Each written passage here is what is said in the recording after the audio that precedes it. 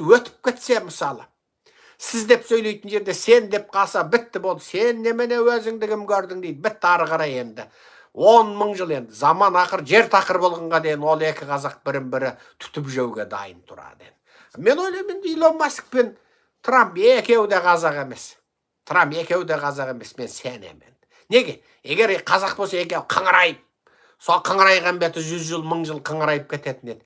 Екеуі де әлгі ұстасып, айғайласып алып, айтпағанды айтысып, бір-біріне дегенің енді найза шоқпарын атып, ракетасын атысып алып, екеуі одақтасып отыр. Анауың да рахмет айтам деп отыр. Көрдіңіздер ме? Демек, Илон Масктың де IQ жағынан әлде қайда жоғары екен. Әлде қайда жоғары.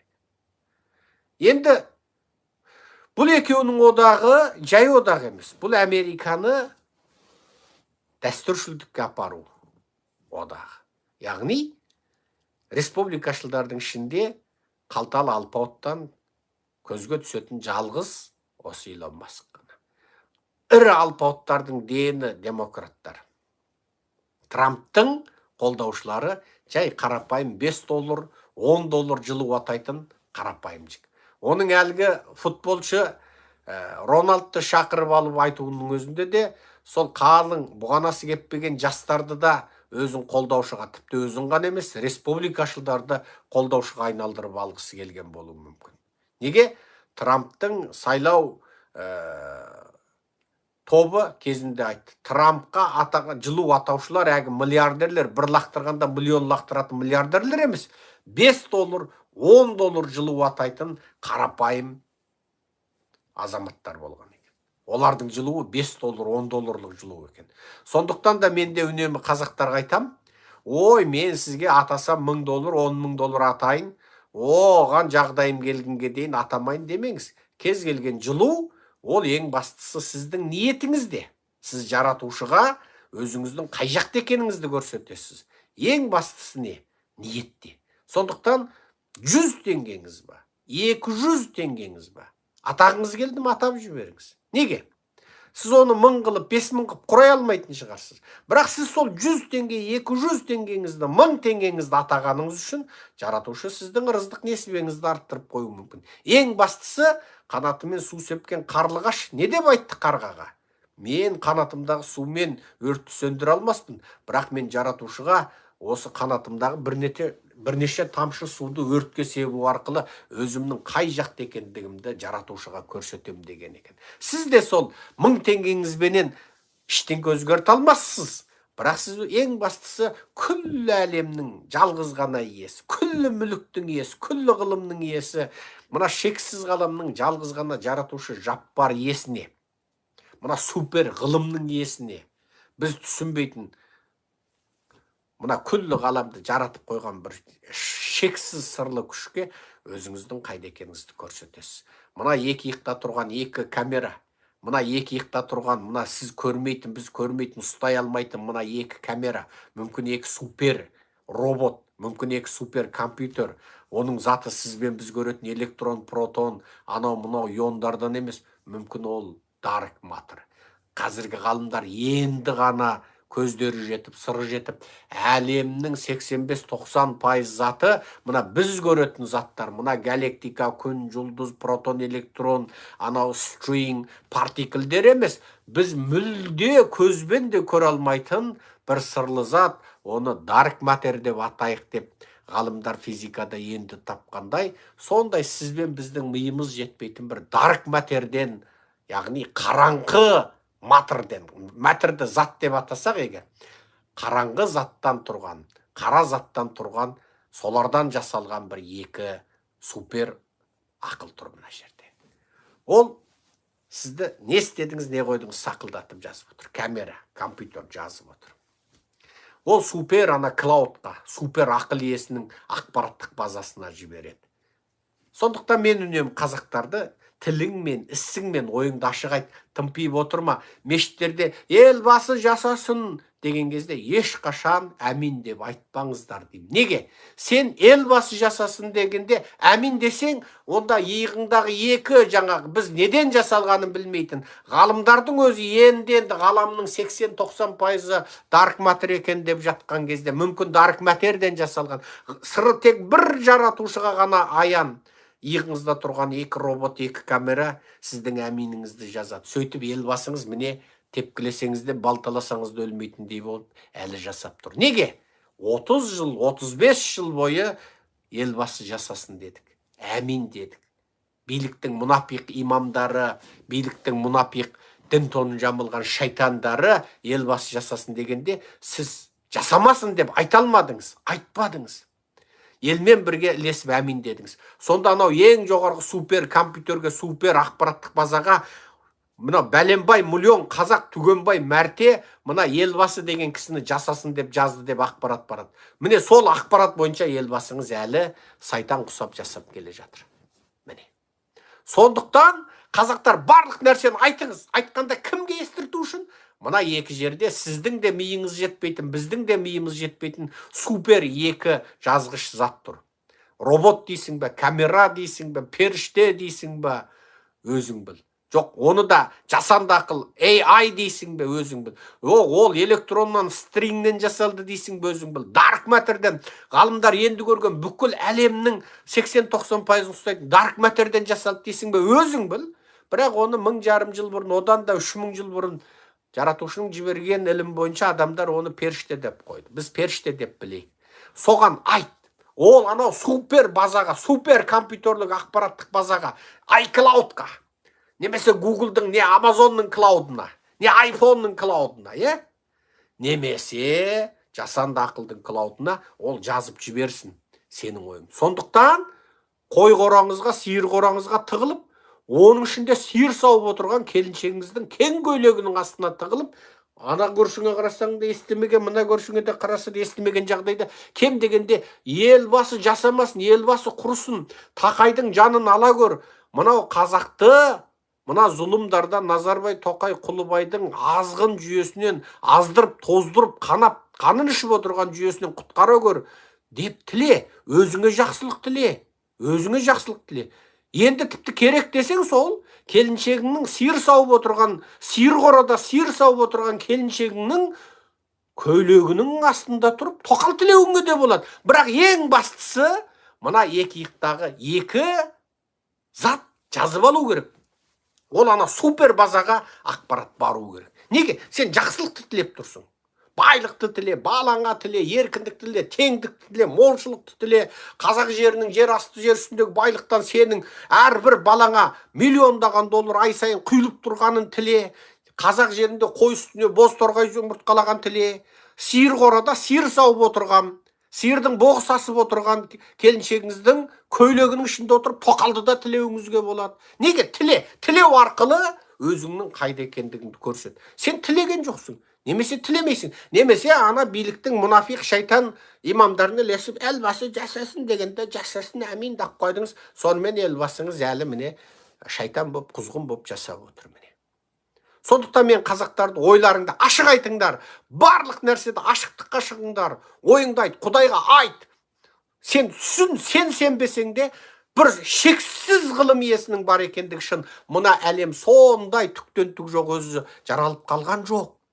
Жер шары түгілі сен мына бір затты көтеріп көрші, күш керек. Мына қолың үйіп қаса, иығыңды жел ұстап қаса, мынаны көтер алмай қаласың бейтім. Мынау 8 миллиард адамды, Телегей теңіз мұхиттарды, Атлант мұхитты, Тынық мұхитты, мына алып, тауларды көтеріп, мына жер шары секундына бәленбай километр қалай жүріп тұр? Кім жүргізіп тұр? Қай мотор? Бензинмен жүре ме? Сәлерке газельмен жүре ме? Мотор. Оны кім жүргізіп қойды? Ол ана күнді қалайша айланып жүр. Оны кім 23,5 градус қып жамбастатып қойды? Кім жамбастатып қойды? Ана градустарды кім есептеді? Егер ол анадан 0,1 градус тіктеу болса, басқаша болады, 0,1 градус төменде болса басқаша болады. Кім анау жер шарынан 1.300.000 есе үлкен алып күнменен жердің ортасына айланып жүретін ай дейтін затты қойып қойды. Және ол айдың анау үлкендігі, және оны жерден қарағанда үлкендігі ана күнді дәл жабатындай. Оның көлемі күннен әлде қайда кіші. Бірақ ана жер мен күннің ортасындағы аралығы тура математикамен өлшегендей аралық. Егер ол одан жақын болатын болса, ол мүлде күнді тосып қояды. Егер алыс болатын болса, ол күннің қасында құрттай нүкте болып қалады. Бірақ ай мен күн тұтылған кезде қалай бірін-бірі толық жабады? Кім есептеді? Осындай дәлдік математика тура осындай, тура пропорционалды. Кім қарындашқа қағазға жазып отырып, сақылдатып, калькулятормен есептеп қойды? Кім ол? Ол шексіз ғылым иесі бір супер күш. Оны сен не деп атасаң ата? Ол бір супер жаратушы. Ол шексіз. Сенің ақылың, біздің ақылымыз, тіпті біз ары қарай 10.000 жылдан кейінде біздің ақылымыз жетпейтін бір таңғажайып ғылымменен оны жаратып қойды. Енді сол мына күллі әлемді бір мотор орнатпай, Жигулидің моторы, Мерседестің моторы, Тойотаның моторы емес, мына бүкіл сен алып дейтін, сенің өзің ішінде бір тал құмырсқадай көрінетін жер шарыңды шыр айналдырып тұр. Сен мынаны тоқтаусыз бір 10 минут аспанда айналдырып көрші, бәрібір жерге түседі. Не нәрсе ғаламда алып жұлдыздарды айналдырып қойған? Не нәрсе? Мынау жеріміздің астында балқып тұрған сұйық темір не нәрсе? Кім әкелді оны? Ол неге жердің өзегінде балқып тұр? Неге ол сыртқа қарай магнит өрісін беріп тұр? Егер жеріміздің өзегінде балқыған темір болып, одан өріс шықпаса, ана күннен шашылған сәулені тоспайды екен. Күннен шашылған сәулені тоспаса, сіз бен біз баяғыда шашлыкке айналып кетеді екенбіз. Бірнеше минуттың ішінде. Неге? Күннен өте уытты радиациялық иондар шашылып тұрады. Кәдімгі су шашылғандай шашылып тұрады. Ал соны біз жеріміздің өсіне орнатып қойған, өзінен магнит өрісін таратып тұрған балқыған темір, ананы кәдімгі жаңбырдан қорғанатын қол шатыр сияқты бүкіл жерді қорғап тұр. Осыншама ғылымды, осыншама дәл қылып кім жасап қойды? Көрдіңіздер ма? Кім жасап қойды? Не деген дәлдік? Не деген дәлдік? Кімнің ғылымы жетіп тұр оған? Кімнің ғылымы жетіп тұр? Сенің ғылымың жете ме? Сен мынандай бір затты лақтыршы аспанға. Мынаны жоқ. Ең мықты деген ұшағыңда бензині таусылғанда тоқтайды. Ал бәленбай миллион жылдан бері шыр айланып тұрған мына заттарда күш қайдан келді? Не деген дәл есептеулері? Енді есепте. Ал қасиетті Құранда не дейді? Біз темірді түсірдік дейді. Түсірдік деген сөз биіктен төменге, сырттан ішке. Міне, көрдіңіз ба? Екінші қабаттан бірінші қабатқа түсіргендей түсірдік дейді. Темір туралы Құранның аяты темірдегі атом санымен бірдей. Енді есепте. Сөйтсе ғалымдар сутегі 1, гелий 2, литий 3 деп басталатын атомдардың жасалу ерекшелігіне, табиғат дүниесінде пайда болу ерекшеліктеріне қарай отырып, темірді сыртқы әлемнен келген екен дейді. Неге? Жер шарының мына атмосфералық қысымы, температурасының қалыптасу деңгейінде темір сияқты заттың пайда болуына шарт жағдай жетіспейді екен. Ал Құранда оны біз түсірдік. Онда хикмет күш бар дейді. Ал жаңағы магнитіңіз неден? Магнитіңіз F2O3 дейтін темірдің 3 оттекті тотығыменен F3O4 дейтін темірдің 3 атомды темірдің 4 оттекті тотығының қатынасынан магнит пайда болады. Қайталап тұрып айтам. 2 атомды темірдің 3 атомды оттегімен тотығуынан пайда болған темірдің шала тотығыменен 3 атомды темірдің 4 атомды оттегімен қосылған темірдің толық тотығы. Яғни темірдің шала тотығы мен темірдің толық тотығының ортасынан магнит пайда болады. Ал соны қасиетті Құранда айтып қойған. Керек па? Біз суды да түсірдік дейді. Ол да Құранда айтылған. Ал ғалымдар судың да сырт қарыштан келгенін айтады. Біз судың түсірдік дейді. Жалпы мағынасы толық білмеймін. Оның оны орналастырдық дейді. Мөлшерін белгіледік дейді. Артық емес, кем емес. Сондықтан мен жалпы бұл әңгімелерді айтқанда дін уағыздайын дегенім жоқ. Тикток имаммен кәсіп таласайын деген ойым жоқ. Бірақ мен қазақтарға айтам, бір сырлы ерекше ақыл тұр. Сол ақыл саған 2 камераны интернетке жалғап, Wi-Fi-ға жалғап, 2 иығыңа қойып қойыпты. Оны сен көрмегенге бола, көрмедім деме.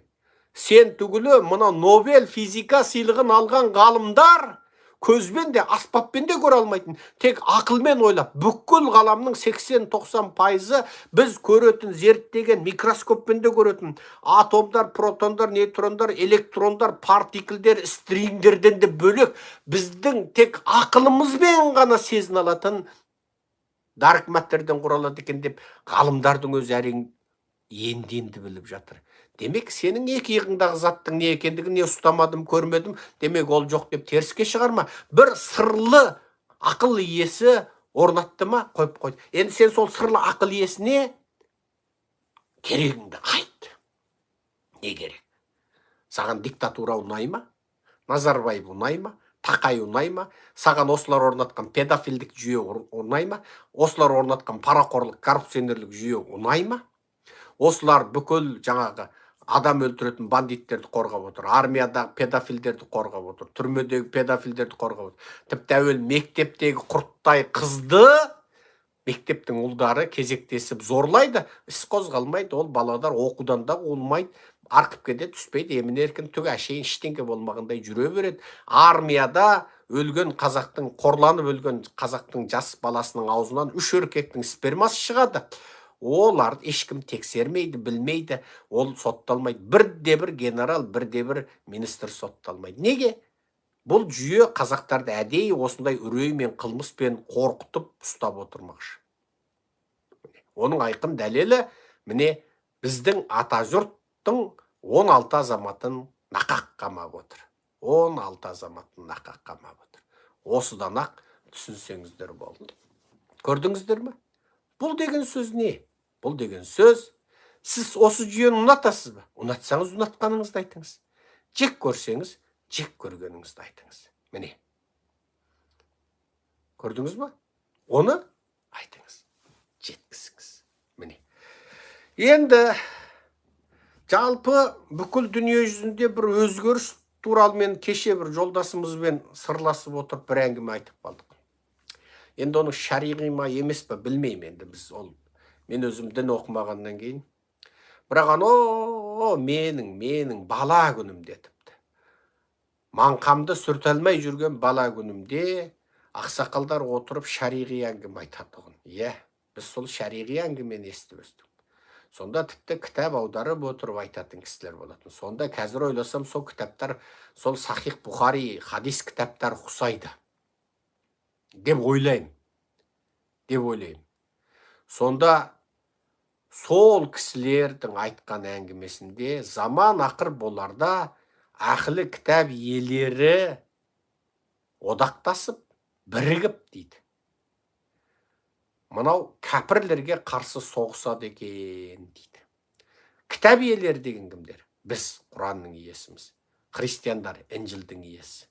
Иса пайғамбардың үмбеті. Біз Құранның иесіміз, Мұхаммед саллаллаху алейхи уассаламның үмбетіміз. Ал кітап иесі кім? Еврейлер. Олар Мұса пайғамбардың үмбеті, Тауратқа нанушылар. Сонда жаңағы бұл әңгіме шариғи ма, жоқ, сол біз жақта тараған әңгіме ма білмеймін. Енді оны дін білетіндер болса айтар. Мен оны қате де дұрыста деп айта алмаймын. Бірақ сол заманда ақсақалдардың аузындағы әңгімеден заман ақыр жақындағанда кітап иелері бірігіп, әшәди кәпірлерге, нағыз кәпірлерге қарсы күреседі екен дейді. Қазір қарап отырсам, Орта Шығыста кіммен кім соғысып отыр? Мұса пайғамбардың үмбетімен Мұхаммед пайғамбар саллаллаху алейхи уассаламның үмбеттері соғысып жатыр. Енді сол соғысты кім тоқтатты? Иса пайғамбардың үмбеті тоқтатты. Мұхаммед саллаллаху алейхи уассаламның үмбетімен Мұса алейхиссаламның үмбетінің ортасындағы соғысты Иса алейхиссаламның үмбеті барып тоқтатты.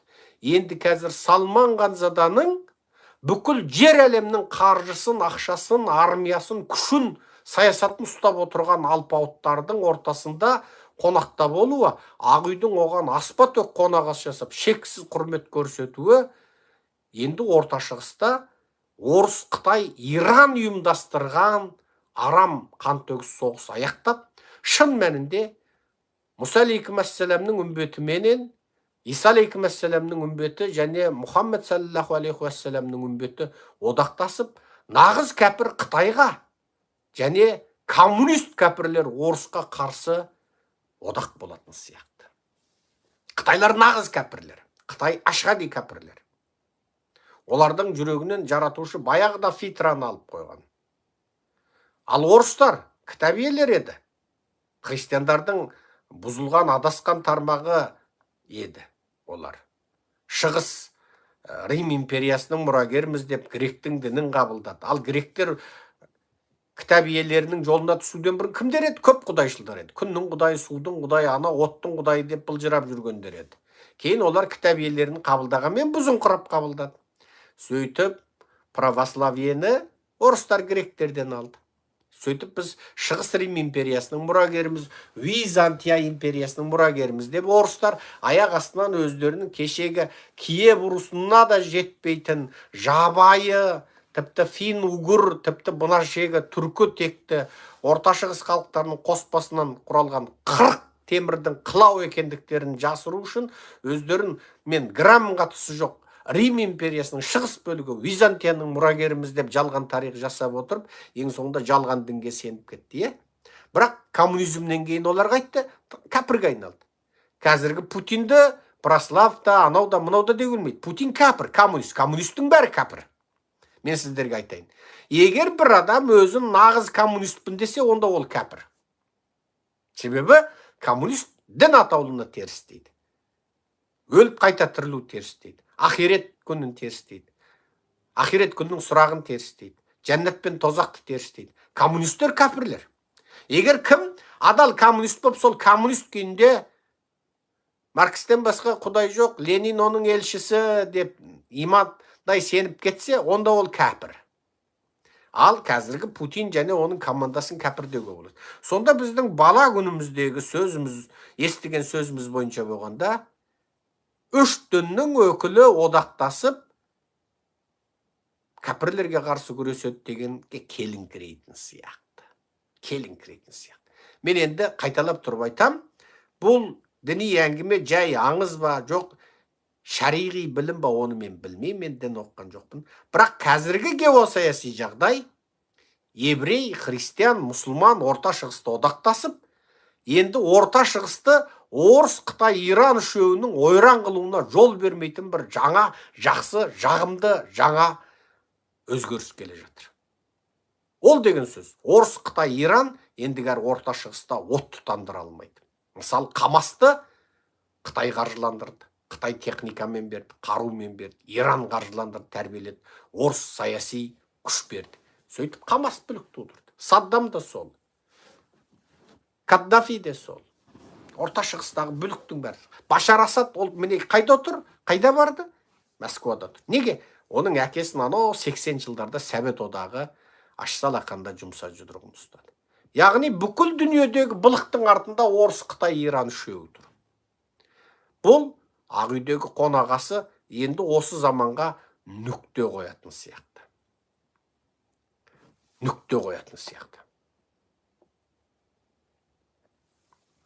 Ал бұл енді бір тыныштық болса, шынында да ол жақсақ болады енді.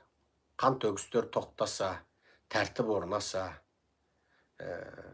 әйелдер, балалар өлмесе, зымырандар аспанды ұшпаса, жерде бомбалар жарылмаса, әрине жақсы. Енді екінші бір әңгіме.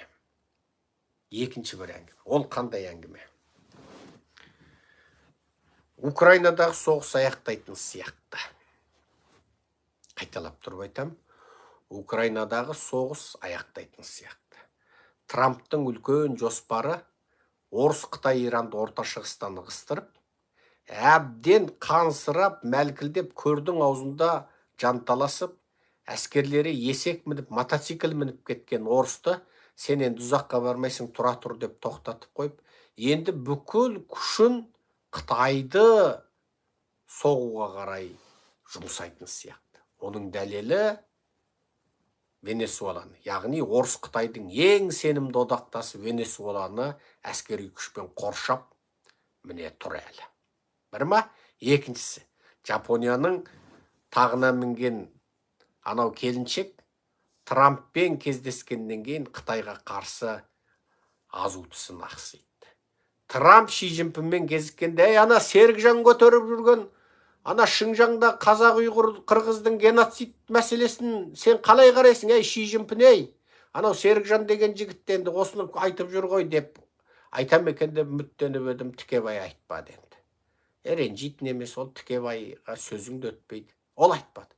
Сөйтіп Ши Цзиньпинмен кезіккенде Тибеттегі қырғынды, Шыңжаңдағы, Шығыс Түркістандағы қырғынды айтпады ғой деп ренжіп жүргенде, іле-шала Жапонның келіншегі кезікті де Ши Цзиньпиннің тура сап етіп жағасынан алып кеңірдегінен қысып, Тибетте, Шыңжаңда адамдарды бейбіт этникалық азшылықтарды қынадай қырғаныңды доғар, сенің әйдер әже қойдыр қожа жоқ деп ойлама. Әр халықтың өмір сүру құқы бар. Мейлі оның нанымы қалай болсын, оның түрі, тілі саған ұқсамаса да өмір сүру құқы бар. Сен Тибетте, Шыңжаңда, Тибетке, қазақ, қырғыз, ұйғырға қырғын жасағаныңды, қанды қасап қырғын жасағаныңды доғар деп тұрып айтты.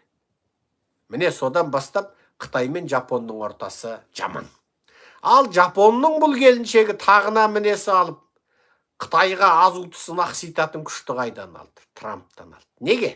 Трамп бұл келіншекті. Ана Жапонның қыздары өзі қылықты болады өзі. Жапонның қыздарымен араласып, әзілдесіп көрген болсаңыздар, болар енді қылықты болады енді. Енді бірақ енді асырып та жібереді енді. Өздері бұттары талтақтау болады. Неге Жапонның қызы талтақ болады? Малдас құрып отыра бергеннен ана ұршықтары бүйтіп доғаланып кетеді. Ана бұттар тізе сан сүйегімен балтыр сүйектерде доғаланып кетеді. Жапондар мына малдас құрып отырып қыздары талтақтау болады. Сөйтіп талтақ болып енді жер әлемді құртып, шал шауқанның бәрінің батасын алып қойған қыз бүйтіп осы үлбіреп, екі кірпігін қағып нәзік болып, ана өздерін бір тура сәби қылып көрсетеді енді Жапонның қыздары. Енді қылықтар, эмоциялар бір әсірелеу болып, қуанса бүйтіп қуанып, жаңағы алақайлап. Мен енді ана Гонконгте ұзақ уақыт болдым, сонда жапондармен көп жұмыстастым. Жапонның қыздар енді Азия халықтарының ішінде енді нелеу енді. Кейде оларды азиялық деп айтуға да қиын енді. Олардың азғындығы, жыныстық тұрғыдан енді бетімен кеткендігі сұмдық халық енді. Енді оларға не мына кітаптың бірде бармаған ғой. Не христианизм, не иудаизм, не ислам бармай қалған. Сондықтан олар мынау не христианға, не еврейге, не мұсылманға ұқсамайды олар. Не Конфуций сияқты мынау Қытайдың нанымында толық қабылдамаған. Өздері Азия халықтарының ішінде жыныстық ең азғындаған халықтың бірі Жапония, жасырар жоқ. Оны біреу әдепті ибалы дейді, бірақ араласып ішінде жүрген біз білеміз. Осы қызы да еркегі де жер әлемді бүлдіріп болып бүйтіп майысып отырғанда періште екен деп қаласың енді. Бірақ сол бүйтіп майысып деп көздерін бүйтіп отырып, енді сіздің фантазияңызға кірмейтін былықтың бәрін істеп қояды бұл жапондар енді. Енді жаңағы жапон келіншекті Трамптың енді шалың доңай емес ау. Ана келіншекте енді тура алақайлатып, ана келіншек секіріп кетті ғой. Трамп онда ол келіншекті қалай секіртіп жіберді? Ана келіншек енді анда бүкіл тұрған журналист ел жұрттан ұялды болмаса, енді сол күні, сол түні мына Трамп шал енді мынау Мелания ханымға бұйырмай қалатындай ақ болды. Ана келіншек деген қол шапалақтап, енді ол видеоны өздеріңіз көрген боларсыздар. Неге Трамп не деп айтты? Әрқандай уақытта, әрқандай нәрсені сұрасаңыз, біз қасыңыздан табыламыз деді. Сізге толық қолдау деді. Ондай уәде Жапонияға бұрын соңды берілген жоқ. Не сұрасаң берем деді. Оңтүстік Кореяге атом сүңгіріңіз. Жапонияға енді, Жапония нені сұрайды? Әскери армия құру рұқсатын алғысы келеді. Неге? Екінші дүниежүзілік соғыстан кейін Жапонияны жазалау ретінде оларда тек қарулы полиция бар, ішкі амандықты сақтауға. Армия құруға тыйым салып қойған. Енді жапондарға армия құруға рұқсат берілуі мүмкін. Көрдіңіз бе? Жапонның келіншегінің Қытайға азутысын ақситатын себебі сонда тұр. Көрдіңіздер ме? Енді қара. Осы жолы Арабтың Салманы келіп 1 триллионды жайдан жай шашып кеткен жоқ. Ол F-35 бар, тағы әуе қорғаныс жүйесі бар. Американың ең озық қаруларын алатын болып қайтты. Арабта не көп? Ақша көп. Ақша көп. Міне. Ол деген сөз не? Сауд Арабия Орта Шығыстағы ең қуатты әскери елге айналады. Енді Израиль қызғанып қалмаса, Сауд Арабия Орта Шығыстағы ең қуатты әскери елге айналады. Ал Сауд Арабия ең қуатты әскери елге айналды деген нені білдіреді? Иранның күні батты деген сөз. Мына Иран, біз айтатын сарттардың, парсылардың күні батты. Неге? F-35-тің қасында Иранның әуе қорғанысы, Ресейдің жаңағы S-300, S-400 бар, S-500 Иранда бар ма жоқ па білмеймін. Жоқ ау. Ол мейлі болды деген күнде де, алдыңғы жолы Трамп анау атом уран байыту орталығын жарғанда Иранның оны тосады алған жоқ. Ал ол деген сөз нені білдіреді? Сауд Арабияда F-35 қарулар және озық Американың әуе қорғаныс кешендері болды деген сөз. Енді олар қалаған уағында Иранның күл-талқанын шығарады. Америка күл-талқанын шығармау мүмкін Иранның. Саудия күл-талқанын шығарады. Саудия неғып Иранның күл-талқанын шығарады? Кім айтады осы жерде? Көп мына орыстар оны жалаң түсіндіреді. Қытайлар да жалаң түсіндіреді. Ойбай, Саудия деген жаңағы мына мұсылмандардың екі бағыты бар. Сүннит, Иран деген шиға, сүннит пен шиға бір дастарханда отыра алмайды дейді. Осы ма? No, бұл өте жалаң. Өте жалаң. Жоқ, дін емес. Дін емес. Өте жалаң. Кім түсіндіре алады осы жерде? Бұл жерде бір нәрсені айтамын. Сауд Арабияның іргесінде тұрған Йемен деген ел бар. Сол жерде Йемен хуситтері дейтіндер бар. Бұл Йемен хуситтерін Құдай қаңғыртқаны соншалық, іргесінде тұрған өзіменен тілі бір, дәстүр бір, тегін қусаң арғы жағы бүкіл диалектіне дейін бір Саудияның дінін қабылдамай, олар тегі басқа, арапта емес, айдаладағы Иранның дінін қабылдайды, яғни шиит болады. Көрдіңіз бе? Көрдіңіз бе? Иранның дінін қабылдайды. Иранның шииттік бағытын қабылдаған Йеменнің хусит арабтары арабымен бір тілде, тіпті тегі бір, тілі бір, диалектіне дейін бір, дәстүріне дейін бір. Ана бір жер, бір құмның арғы беті мен бергі бетінде тұрғанмен, ана айдаладағы сарттардың парсылық дінінің ықпалын ұшыраған. Саудының арабтары пайғамбарды Мұхаммед саллаллаху алейхи уассалам десе, Йеменнің хуситтері ирандықтар ұқсап, ана пайғамбарлық бұйрықты алып келе жатқан Жәбірейіл періште жер шарына жақындағанда, галактикада жақындағанда GPS істемей қап, әсілі Әлиге пайғамбарлық келе жатқанда GPS адасып кетіп, Мұхаммед деген кісіге түсік қапты дегенген анады. Олар Әлиді пайғамбар деп біледі. Гәп сонда тұр. Ал Йемен хуситтері, жарайды, оның діні солай ақ болсын дейге. Йемен хуситтері неге Саудия олармен ұстасады? Олар ана Қызыл теңізге кіретін ана таптар екі құрлықтың арасындағы титтей жікті, кәдімгі екі саусақтың ортасындағы ашықтай жікті, ана Йемен хуситтері ұстайды. Енді сол Йемен хуситтері сол ана құрлықтың ортасында Қызыл теңізге кіретін ана ауызды ұстап алғандықтан, анау Қызыл теңізге кеме кіре алмайды. Не тауар тасыған кеме, не мұнай тасыған кеме, не әскери кеме. Анау ең маңызды Қызыл теңіздің аузын Иранның иті болған Йеменнің хуситтері ұстап отыр. Ол деген сөз не? Арысы бүкіл Еуропаға, берісі бүкіл Орта Шығысқа, энергия, ақша, мұнай, газ, қару жарақ таситын ең теңізге кіретін ауыз. Картаны қарасаңыздар, картадан анық көрінеді. Картадан анық көрінеді. Мен сіздерге ақыры түсіндірген екенмін, көрсете салайын енді. Ақыры түсіндірдік енді. Ей, дүние-ай. Галфы әден дейді. Әден галфы. Дәл сол жерде Йеменіңіз тұр міне жерде. Міне жерде Кайро дейді. Бұл біздше айтқанда Қахира. Қахирадан ары қарай міне жерде міне Қызыл теңіз, ары қарай міне Жерорта теңіз, Жерорта теңіздің ары жағы Түркия, Түркияның ары жағы Еуропа. Енді міне жерде мына Йемен хуситтерінің мына тұрған жері міне қараңыздар міне. Мына теңіздің жалғасқан жері міне жерде мына Йеменіңіз тұр ғой міне. Көрдіңіз ба міне. Міне. Йеменнің ары жағы, Йеменнің солтүстік үсті Саудия болыпты. Мына жерде қылдай жерді мынаны ұстап кеңірдектен қылқындырып тұр ғой. Ал мынауыңыз не? Мынауыңыз міне Рөтси Қызыл теңізінде Египетке, оныңыз неге апарады? Суэйш каналына. Ал мына жағы не? Иордания, Израильға. Мына жағыңыз Жерорта теңіз. Жерорта теңіздің ары жағы Түркия. Түркияның үстінде Қара теңіз солтүстігінде. Қара теңіздің ары жағында Қырым, Орыс, Украин ары қарай түсінсеңіз болды. Енді сонда бүкіл Суэйш каналына баратын Қызыл теңіздің аузын Йемендер ұстап отыр. Ақшаның көзі, байлықтың көзі, дүниенің, тірліктің көзі, нанның көзі сол жерде тұр. Енді Йеменді Саудия бірнеше мәрте бомбалады, хуситтерді.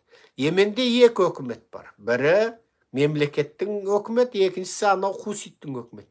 Кейде бұл екі омыраға келіп алған сияқты. Мен сені өзім білмеймін деп, бірақ сен ата бер. Бұлар Саудияға үлкен қауіп төндіреді. Идеологиялық қауіп, діни қауіптің сыртында қаржы, ақша, қару, жарақ бәрінің қауіп. Ол әрбірден кейін бүкіл Қызыл теңіздің кеңірдегін жалғыз ұстап тұр. Суэйш каналына баратын ұстап. Қызыл теңіздің ар жағы не? Жерорта теңіз. Мына жағы Түркия, Түркиядан бір аттасаң Қара теңіз. Қара теңізінде құрлықтан екі аттасаң біздің Каспий. Яғни бүкіл дүниенің ана бір қылдай қылып, Құдайдың шеберлігі ана теңізді құрлықты бітеп қылдай қылып қойып, сол қылдай құрлықты ұстап отырған арапты, Саудиямен бір құрлықта бөліп алып отырған арапты діні жағынан парсы сарт қып қойып отыр ғой. Ал шеберлікті қара. Шеберлікті қара. Кейде былай қарасаң, компьютердің бір программисті, мына жақта қандай программалар бар ғой, атысатын, шабысатын. Мұнда қалың жаңағы Рим империясының солдаттары мұздай қаруланған. Мұнда жаңағы варварлық дейді, варвар деп біздерді айтады жаңағы. Көшпенділер соны қырылыстыратын программалар жасап қойды ғой, компьютерлік атыс шабыс ойында. Сол сияқты тура анау Қызыл теңіздің аузын сөйтіп қойған ғой. Әңгіме қайда жатыр? Енді Саудияның күшеюі Йеменнің күл-талқаны шығаруға апару мүмкін. Йеменнің күл-талқаны шықса, Йемен хуситтері жеңілсе, Иранның күл-талқаны шығады. Ал Иранның күл-талқаны шықты деген сөз, Орта Шығыста Орыс Қытай Иранның қолы арқылы ойран салғаны тоқтайды. Яғни Америка қазір бүкіл әлемдегі ең мұнайдың ортасы болып отырған Венесуэланы қысып, ертең Венесуэлада өзгеріс жасау мүмкін. Мадуро Трампқа анау әлемдегі ең ірі мұнай кенішінің бәленбай пайызын Америка алсын деп берейік деп, пис деп жылап кетті. Анау Imagine деген әнді айтып кетті Мадуро мысалы. Алдыңғы жолы әзіл деп айтты ме? Мадуро деген енді жаны тұмсығының үшіне барып Трампқа телефон соғады, Ши Цзиньпинге телефон соғады. Кімге анау? Путинге. Жаны тұмсығының үшінде тұр. Оның ана мұнайдың бәлен пайызын сен ал дегенін Трамп қабылдамай тұр. Неге? Мадуроның сырттан көмек ала алмайтынын біліп отыр. Бүкіл теңізден Венесуэланы қоршап отыр. Трамптың тактикасы не? Ең жоғарғы қысымды салып отырып, ең жоғарғы мысал кедендік салық анау мұнау деген сияқты. Ең жоғарғы қысымды салып отырып, ең максимал келісім шартқа отырады. Қытайға да сөйтті, Еуропаға да сөйтті, Мексикаға да сөйтті, Канадаға да сөйтті. Бәріне сөйтті. Қытайға бәленбай жүз кедендік салық саламын деп отырып, салып отырып, әкесін көзіне көрсетіп, шырылдатып, тізеге басып, танытып отырып, ең соңында Қытайды өзімен ымыраға келуге көндірді. Еуропа деп еді, НАТОға 5%-ға дейін көтересің, болмаса сені тегін қорғай, маған менің әскеріме әуел тегін пизада алып бермейсіңдер деді. Германияның кеңірдегінен сығып еді, міне ақшасын төлеп жатыр НАТОға. Англияда келісті, Францияда келісті, Испания өткенде ақ болды, көк болды, биыл сиыр қашпай қапты, бұзау еміп қойып сүт жоқ деп анау-мынау былжырап еді, Испанияның жеті әкесін танытып еді, оларды төлейміз деп жатыр мысалы. НАТО дегенде ортақ қорғану, кімнен қорғану? Жаудан. Жау кім? Орыс. Міне. Енді Венесуэланы қоршап отыр. Венесуэла Трамппен келісу мүмкін, не саяси өзгеріс болды. Ал Трамппен келсе, онда Америка Венесуэланың мұнайын ие болады. Венесуэланың мұнайын ие болса, онда Ресей мен Иран мұнайының нарықты жаулауына тоқтау. Бітті. Венесуэланың мұнайы Иран мен Орыстың мұнайының орнын басады. Міне әңгіме қайда жатыр. Демек, бұл жерде өте үлкен бір халықаралық геосаяси шахмат жүріп жатыр. Толық ауқымды. Әр жерден. Латын Америкада, Америка құрлығында, Орта Шығыста, Орыс-Украин ортасында, Қытай-Жапон ортасында, жан-жақтан өте үлкен шахматтың ойыны жүріп жатыр. Бұл тіпті бүкіл жер шарлық деңгейдегі, сізбен біз тіпті қиялдамаған, түсімізді де көрмеген бір үлкен өзгерісті әкелуі мүмкін. Сол өзгерістің нәтижесінде Орыс-Украин ортасындағы соғыс тоқтауы мүмкін.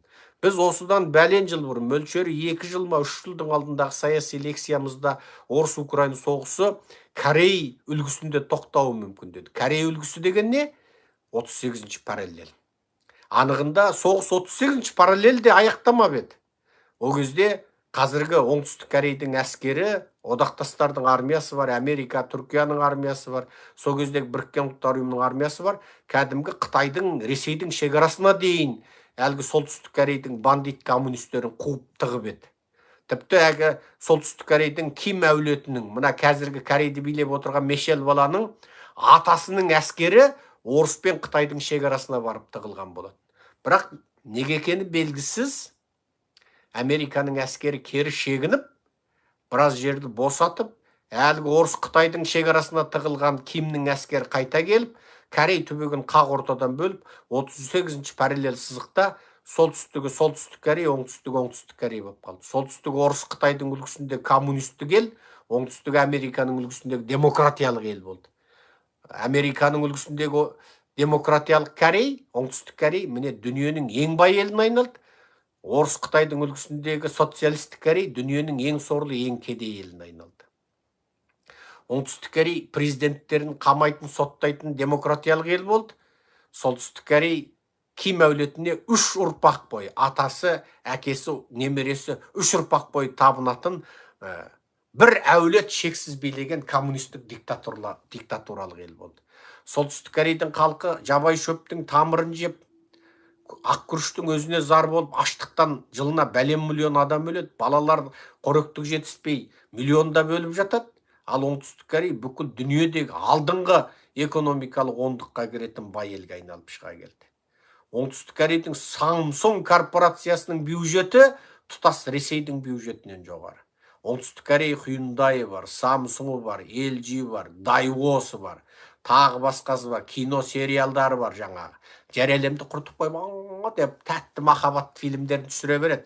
Корейдің қыздарына, жігіттерін алданбаңдар қазақтар. Олардың ана киносындағы көзім өлтіріп, жау теңдеп, ғашық болған жігітіне өліп, өшіп, еңіреп, жылап жабысатын қызы өтірік, ондай Корей қыз жоқ.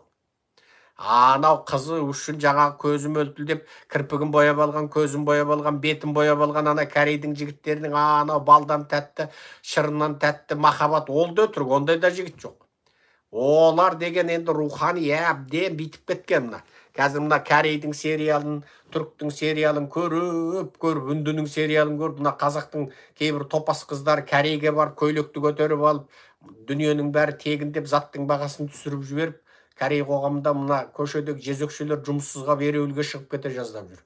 Түрікке барып, мына түріктің әбден жаңа алжыға мәлкілдеген шалдарына барып, мына қазақтың қыздар бәрін тегінге үлестіріп, Түркияның қоғамын былғап жүргені бар. Корейге, түрікке табынатын топас қыздарға тәрбие айтыңыздар. Ол қыздарды уақытты ойын қылады да бәрі лақтырады. Үндістанға тиіп жатқан бәленбай қазақ бар. Ана Үндістанның әттікәң билеген ана биіне қарып Үндістанның бәрі сөйтіп таутаста билеп жүреді екен деп. Жоқ, өлсең ана Ганг өзеніне лақтырады. Ганг өзен дейді ғой, Ганг өзен. Мына жақтан өлікті өртеп, мына жақтан лақтырып, мына жақтан туған баласын шомылдырып, мына жақтан суын ішіп, мына жақтан сиынып жатады. Ана Ганг өзенде баяғыда 2012 Facebook алғаш шыққанда мен бір пост салғам. Ганг өзені туралы. Сонда ана өліктердің қасында адамдар су ішіп тұрады ғой ана жерде. Ана қасиетті өзен дейді. Қазақтар сөйтіп сериалын көре беріп, миы уланып қалған, дүние көрмеген қазақтар түріктің бір сериалын, үндінің бір сериалын, корейдің бір сериалын көріп, ой, адамзаттың асылы түрік екен, адамзаттың асылы корей мен үнді екен деп, біздің қыздарыңыз деген тура ұшады екен, ұшақтан көйлектерін көтеріп алып. Соң қайтып келеді, жаңа көйлегінен 12 бал жел ұрып қайтып келеді, далдылы шығып, балада жоқ, байда жоқ, ештеңеде жоқ, қаңғып далдылы шыққан, бетінің әрі қайтқан, базар тараған болып, ең соңында тотиып Қазақстанға келеді сұңқылдап. Соны тәрбиелеңдер. Корей, түрік, Үндістан қазақ қызына бақыт бермейді. Уақытты ойын қылып, көңілін көтеріп, ең соңында қоқсыққа лақтырады. Енді жаңағы Корей моделі дегеннен шығып кетті ғой. Корейде сөйтіп 38-ші параллельде екі елдің соғысы аяқтады. Яғни дүниежүзілік социалистік лагер Қытай орыс одақ болып, солтүстік Корейдің коммунисті Кимді қолдап, ал Америка бас болып, оңтүстік Корейдің демократтарын қолдап, сөйтіп бір Корей екіге бөлді. Анығында бұл бір Корей еді. Бұл бір Корейді өстіп жіктеген кім? Тағы да Совет, тағы да орыс. Неге? Аяқ астынан Ким деген біреуді ойлап табады. Ол Ким аяқ астынан қаруға ие болады, күшке ие болады. Сөйтіп бір тұтас бір орталыққа бағынып отырған Корей мемлекетін аяқ астынан қаруланып шыға келген Кимнің әскері сөйтіп соғысып, бүлік тудырып, ең соңында Корейді екіге бөліп алады. Оның артында да орыс тұр. Енді мына Украин жерінде де қазір осы соғыс, қазіргі соғыс болып жатқан сызықтың аржақ бер жағында аяқтауы мүмкін. Енді бір деректерде, бейресми деректерде, Донбасты тұтасыменен орыс ала алмай отыр ғой. Бірақ сол орыс соғыста соғысып ала алмаған Донбасты келіссөз үстелінде алуы мүмкін. Ашынышты ма? Ашынышты. Украиндерге жаның аши ма? Жаның ашиды. Бірақ осылай болатын құсап тұр. Осылай болатын құсап тұр. Міне бұл бүгінгі орыс-украин соғысы туралы әңгіме. Ал неге орыс-украин соғысы аяқ астынан тоқтағалы тұр? Трамп соғысты тоқтатам деді, сол уәдесінде отырмақ. Екінші, Зеленский Трампқа қарсыласуға шамасы жетпей қалды. Неге? Зеленскийдің былықтары ашылып жатыр. Енді көп қазақ, анау соқыр көргеннен жазбайды дегендей, елбасын 30 жыл, 35 жыл ұлықтап үйреніп қалған қазақ, Зеленскийден артық украиндық жоқ сияқты әттеген соғысты соңына дейін жеткізсе дейді. Неге біз біреуге жабысып қаламыз? Не, сонда 50 миллион Украина халқының ішінен Зеленскийден артық біреу тумай ма сонда? Көп адам сөйтіп ойлайды, логикалық тұрғыдан. Зеленский биледі ғой. Оның да күші сарқылған шығар, жүкесі тозған шығар, шаршаған шығар. Енді анау сар келіншегін құшақтап, бір ыстық жерде бір арал сатып алып жатсын да. Енді бір өзін көрсеткісі келетін, дәлелдегісі келетін бір украиндық шығып, Украинаны бұдан арман көркейтіп дамытса, оның несі жаман? Бізде мына бір басшыға үйреніп қалған, біреудің жаңа бір ысқырып, бір шыбықпен иіргеніне үйреніп қалған біздің мына диктаторлық жүйеден қалған бір көзқарасымыз бар. Ой, Зеленский кететін болды ма деп көп адам жазып. Мен күлемей, Зеленский кетсе жаман болады деп кім айтты? Зеленский кетсе мүмкін жақсы болатын шығар. Онсыз да оның былығы ашылып жатыр. Онсыз да ол өзінің айналасында біраз коррупционерді көрмей қапты. Адам өзінің жақсы көретін адамның мінін көрмей қалады. Ол да Советский. Ол да ана бірдеңен ұрламаса қолы қышитын Советский. Қайсы күні мен Германияға барған Советте тәрбие көрген немістің ұнұрлайтыны туралы айттым, сол лекциямда тура сол жерін қиып алып салсаңыздар қатып кетеді. Неге? Ұрламаса бірдеңені ала кетпесе, бір успентті шурупты қалтасына салмаса, ол сәбеттік болмай қалады. Сәбет бүкіл халықты ұрлыққа үйретті. Бүкіл халықты ұрлыққа үйретті. Енді Зеленский мүмкін өзі болмаса да біліп білмей сол сәбеттік жүйе. Егер Украинаның қазіргі жүйесі Еуродақтың жүйесіне сай келсе, Еуродақ баяғыда Украинаны қабылдайтын еді. НАТО емес қой Еуродақ, экономикалық одақ. Еуродақ пен Украина қаншама уақыт болды келіссөз жүргізгеніне. Неге? Ана жерде ашықтық, жариялылық, құрылым, қаржылық анықтық дейтін нәрселер Украинада әлі кем. Еуропада не? Барлық нәрсе қаржы, салық, табыс, ештеңке көлеңкелі емес. Сондықтан ол Еуропа, сондықтан батыс, сондықтан дамиды. Ол жерде Назарбаев бар, Еуропада Германияның канцлеріне, Францияның президенті болса, Назарбаев ұрлап үйренген ғой. Ол түс көрсе де ұрлап үйренген. Ұрлап жаңа түс көретін Назарбаев. Ана Еуропаға барғанда ол бейшара ұрлай алмай қор болып кетеді ғой. Мен айттым сіздерге, баяғыда бау кеспе ұры болыпты. Жас күнінде бау кеспе ұры болған екен. Содан сол ұрлықпен байып дең соңында. Әбден қартайыпты, күші қайтыпты. Бірақ қора-қора малы болыпты дейді әлгі ұрышалдың. Бірақ ұрышал өзінің жаңа сол арамдықпен тапқан малы, өскен малы айырбастайды айтып бүйтіп өзінікі қылды ғой. Сол малын өз қорасында өзі сойып жемейді екен. Түннің бір уағында атының тұяғына киіз қап кигізтеді екен. Киіз етік кигізтеді екен атына. Өзі киіз байпақ киеді екен. Өз қорасына өзі асып түседі екен. Тіпті итіне дейін дәрі тастап, итіне дейін ұйықтатып жіберіп, өз қорасынан өзі қойды ұрлап, оны өзі арқалап бәлен жерге жаяу бар, бәлен жерге жасырған жас күндегі әдетімен атына қойды өңгеріп, анау иен жардың басына шығып, иен жарда екінің бірі егіздің сыңары бара бермейтін иен бір қуысқа, тіпті арнайы іздеген адамда таба алмайтын, тапса да шыға алмайтын қуысқа барып әлгі еркек қойын сойып, оның сирағын көміп, терісін көміп, жаңа ішек қарнын тазалап, оны да көміп, кәдімгі. Содан кейін ана етін арқалап келеді екен. Енді ол қойдың етінен оның қай қой екенін білмейді ғой. Қазақ қойды айырса несінен айырады? Терісінен, жүнінен айырады. Сөйтіп таң атпай қойды арқалап үйіне келіп, үф деп терін сыпырып барып рахаттанады екен. Өз қойын өз ұрлап, иен тауға барып, ұры жардың ішіне. Ұры жардың ішіне ұрлап сойып, оны арқалап отырып үйіне келіп, киіз байпағын шешіп, атының киіз байпақтарына дейін шешіп, үф деп қатынын айтады екен кемпіріне. Енді осы қойдың бір сорпасын ішсем, шаршауым басылады дейді. Соның кемпір айтады: "Ей Құдай-ау, кәбден кәртейдің баяғыдағыңды ғой, мақұл жол болсын.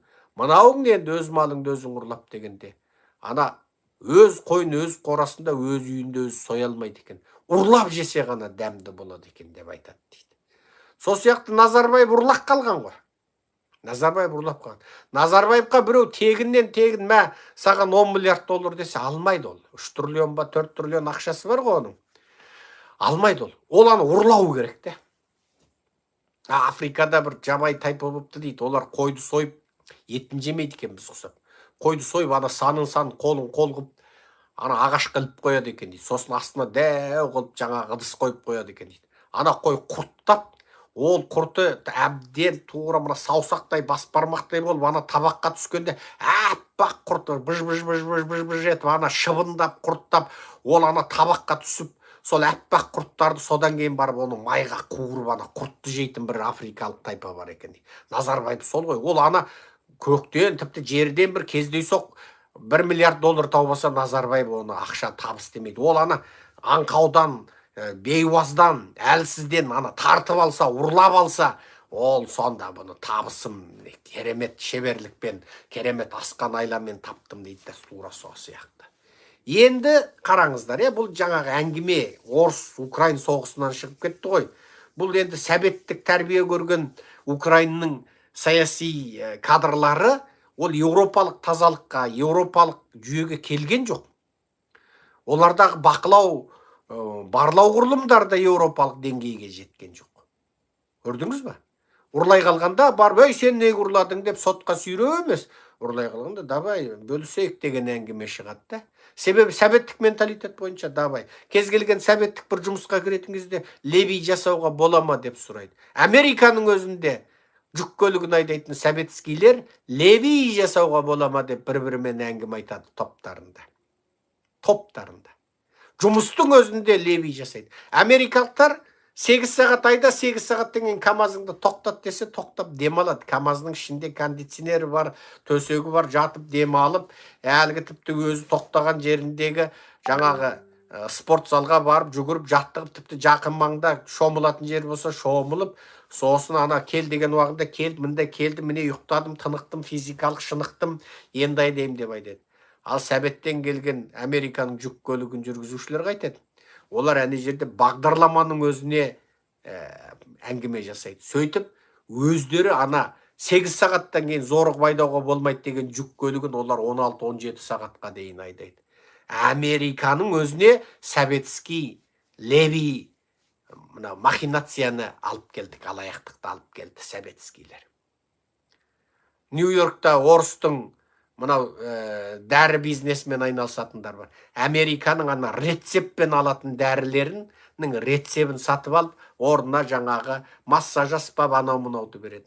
Массаж аспап ұзаса мысалы мүмкін $100, бірақ ана рецептер $300 рецептпен алатын заттар. Әйтеу бір жеңушінен жалғасу, әйтеу бір алаяқтық, әйтеу бір заңсыздықты советскийлер, орыстар барған жерін алып